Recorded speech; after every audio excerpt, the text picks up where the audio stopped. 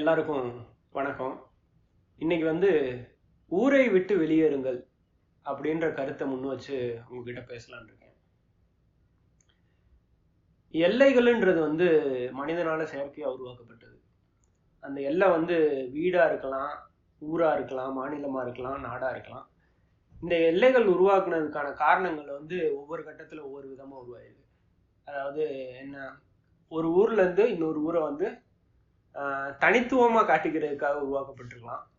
இன்னொன்று மேலாண்மை இலகுவா இருக்கும் அப்படின்ற காரணத்துக்காக இருக்கலாம், இல்லாட்டு பாதுகாப்பு இப்படின்ற காரணத்துக்காக இருக்கலாம். இந்த மாதிரி பல வகைப்பட்ட காரணங்களுக்காக எல்லைகள் உருவாயிருக்கு.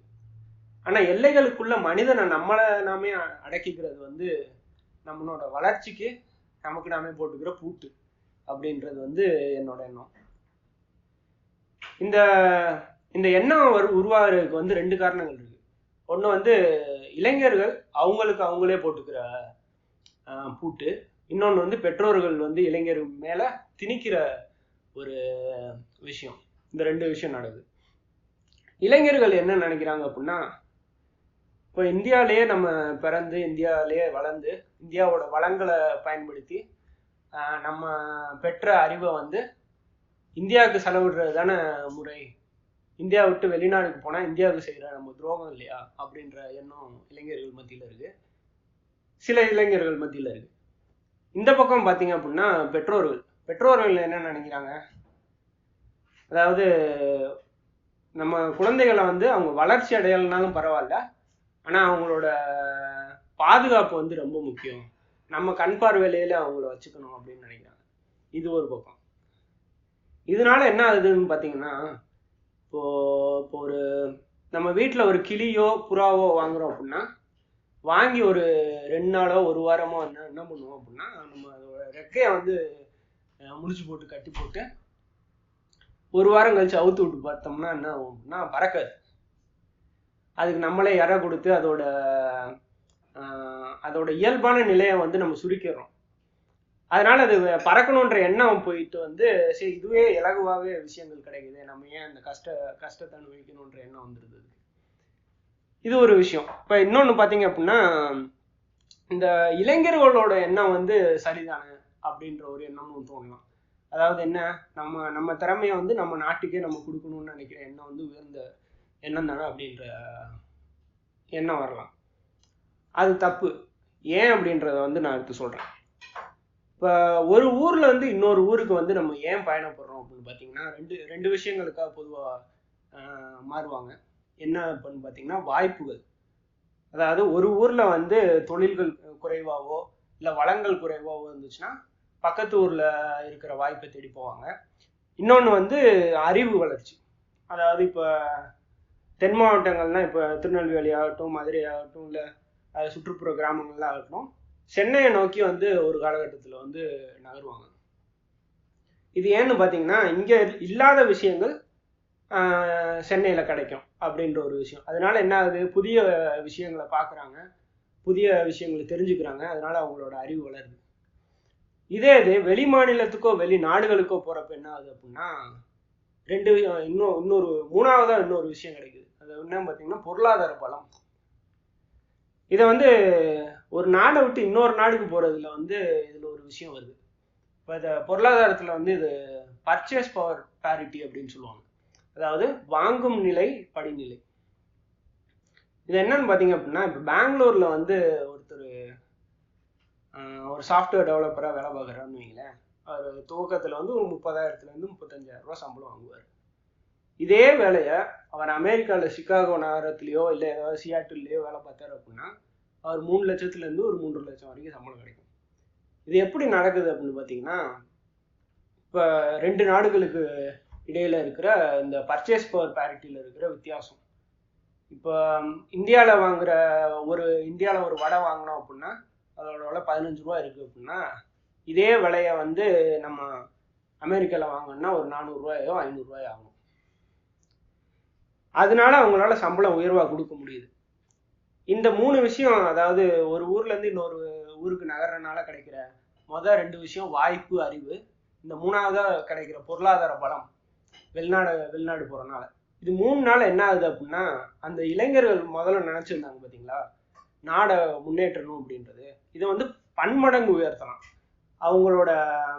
அவங்க ஏற்படுத்தக்கூடிய தாக்கம் வந்து 10 பேரோட வாழ்க்கையை அவங்களால முன்னேற்ற முடியுது அப்படின்னா, இந்த மாதிரி நாடுகளுக்கு பயணப்படுறதுனால அவங்களோட தாக்கம் வந்து அதிகமாக 100 பேரை முன்னேற்ற முடியும். இது ஒரு விஷயம். இன்னொன்று பார்த்தீங்கன்னா, அறிவு வளர்க்குறது அப்படின்னு பார்த்தீங்கன்னா, இது வந்து இதுவும் பொருளாதாரத்தோட ஒப்பிட்டு பார்க்கலாம். நம்ம போர்ட்ஃபோலியோ பில்டிங்னு சொல்லுவாங்க. போர்ட்ஃபோலியோ பில்டிங்னா என்ன அப்படின்னு பார்த்தோம் அப்படின்னா, இது எப்படி சொல்றது, இப்போ ஒரு நிறுவனத்தோட பங்குகளை வந்து வாங்கியிருந்தாங்கன்னு வைங்களேன், அந்த நிறுவனம் மேலே ஏறினாலும் கீழே இறங்கினாலும் அதோட நஷ்டம் நேரடியாக நம்மளை பாதிக்கும். இதே ஏதோ ஒரு 5-6 நிறுவனங்கள் வெவ்வேறு துறைகளில் இருக்கிற நிறுவனங்களை வாங்கி நம்ம முதலீடு பண்ணியிருந்தோம் அப்படின்னா, ஒரு நிறுவனம் ஏறினாலோ இறங்கினாலோ இன்னொரு நிறுவனத்தோட வளர்ச்சினால வந்து இது சமநிலைப்படுத்திடும். அதனால நம்மளோட வளர்ச்சி வந்து சீராக இருக்கும் அப்படின்ற ஒரு எண்ணம். இதை வந்து போர்ட்ஃபோலியோ பில்டிங்னு சொல்லுவாங்க. இதே இது மனிதர்களுக்கு இதே கான்செப்டை வந்து உள்ளே கொண்டு வந்தோம் அப்படின்னா, இதோட பலன் வந்து பன்மடங்கு உயர்வாக இருக்கும். எப்படின்னு பார்த்தீங்கன்னா, இப்போ இயற்பியல் படித்த ஒரு மாணவன், வேதியியல் படித்த ஒரு மாணவன் கூட பேசி கலந்துரையாடுறான்னு வைங்களேன், இவனோட அறிவும் ஒன்றா இணையிறப்ப 1 + 1 2 ஆகாது, 4 ஆகும். எப்படின்னு பார்த்தீங்கன்னா, இதை மனிதர்களோட அனுபவத்தில் இருக்கிற முக்கியத்துவமே இதுதான். இப்போ ஒருத்தவரோட அனுபவம் வந்து இன்னொருத்தவரோட அனுபவத்தை வந்து காம்ப்ளிமெண்ட் பண்ணுது. அதாவது அவங்களோட பார்வை வந்து விரிவாகுது. இப்போ அவரோட அறிவும் என்னோட அறிவும் சேர்றப்போ வந்து இது 2 மட்டும் இணையிறது கிடையாது, புதுசாக ஒரு அனுபவம் வந்து பிறக்குது. இது வந்து இதே இது நீங்கள் வெளிநாட்டில் இருக்கிற மக்களோட தொடர்பு கொள்றப்போ வந்து இதோட பிரதிபலன் வந்து அதிக அளவில் வீரியமாக இருக்கும்.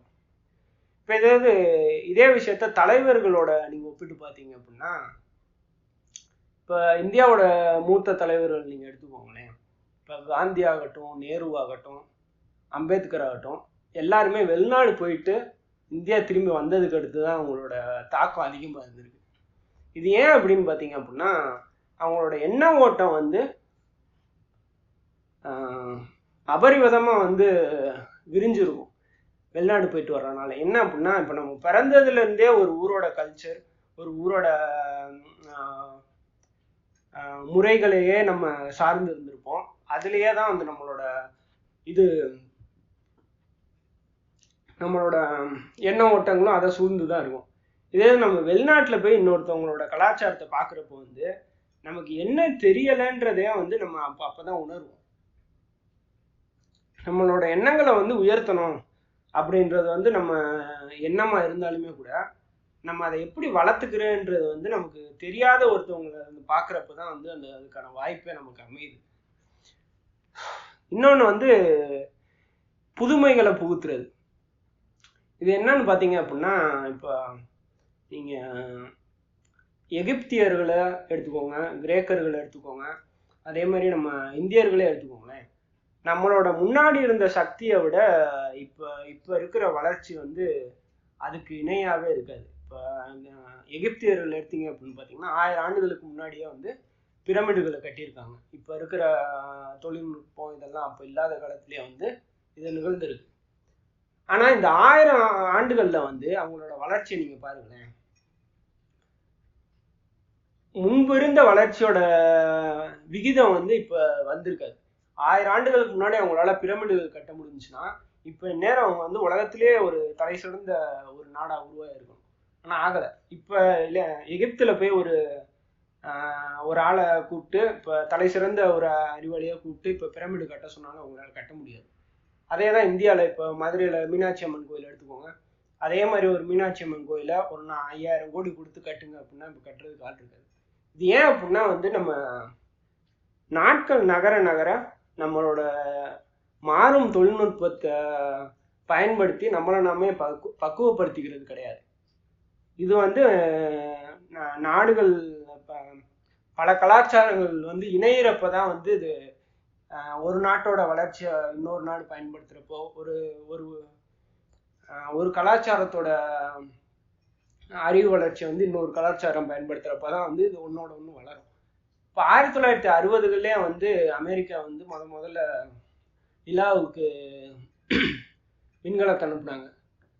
ஊரை விட்டு வெளியே வர்றதுக்கு இது வரைக்கும் சொன்ன காரணங்கள்லாம் பத்தாதுன்னு நினைச்சாலுமே கூட இன்னொரு முக்கியமான காரணமுமே இருக்கு. அதாவது ஒரு 4 வருஷத்துக்கு முன்னாடி டெஸ்லா நிறுவனத்தோட தலைவர் இலான் மஸ்க் வந்து ஒரு பேட்டியில வந்து ஒரு விஷயத்த சொல்றாரு. அதாவது பேட்டியாளர் வந்து இவர்கிட்ட கேட்கிறாரு, அதாவது இப்ப இந்த பூமியில இருக்கிற விஷயங்கள்லாம் பல விஷயங்கள் இருக்கு, இன்னும் நம்ம பூமியில நம்ம அனுபவிக்காத விஷயங்களே இன்னும் நிறைய இருக்கிறப்போ நீங்க ஏன் மார்ஸுக்கு போகணும்னு நினைக்கிறீங்க அப்படின்றது கேட்குறாங்க. அதுக்கு இவர் வந்து ஒரு பதில் சொல்றாரு. என்ன பதில்னு பார்த்தீங்கன்னா,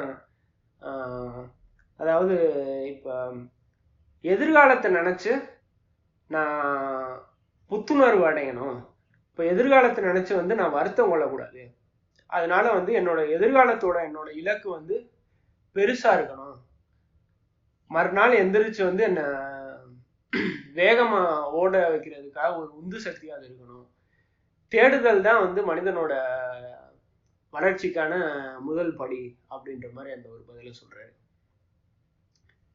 ஆக உங்களோட தேடுதல் என்ன அப்படின்றத பார்த்து நீங்க ஓடணும் அப்படின்றது வந்து என்னோட விருப்பம்.